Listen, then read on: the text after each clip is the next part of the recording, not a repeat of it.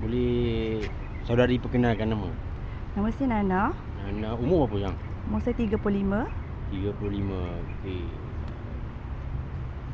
Jadi saya difahamkan, Fizi difahamkan yang Nana pernah masuk penjara Kajang selama berapa tahun? 10. 10 tahun. 10 tahun masa tu umur Nana berapa? Umur Nana 25. 25 tahun, geng. Okey, boleh tak kita nak tahu apa sebab Nana kena tangkap? Kes apa? Okey. 10 tahun. Nana 2 kes. 39A2, 39 itu. 395, 397. Okey. 39 itu yang saya tahu dia macam adik-beradik 399 lah kan, Ya. tapi bawah sikit lah kan. Bawah sikit. Lagi satu 395 adalah samun berkumpulan. Betul? Samun bersenjata dan berkumpulan. Oh, samun bersenjata dan berkumpulan. Allah. Jadi macam mana boleh jadi tu? Boleh tahu tak? Macam mana Nana terdorong nak buat benda tu ke, atas sebab ada orang ajak ke atau di Nana sendiri ke?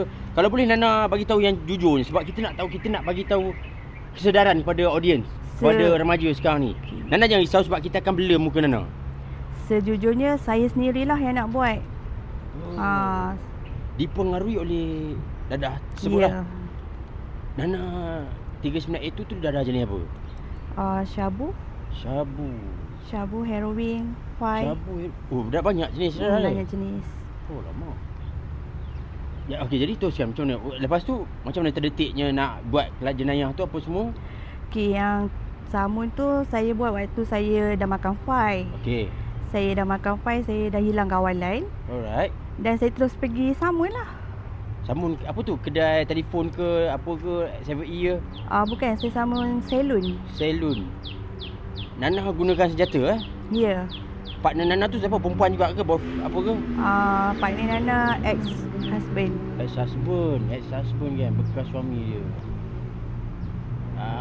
Jadi dia sekali lah masuk dalam kedai tu. Tak, dia dalam kereta Nana OKT pertama. Oh, Nana yang pergi. Wow. Padu kan. Kita jumpa selepas ni. Nak tahu lagi lebih lanjut? Jumpa lepas ni.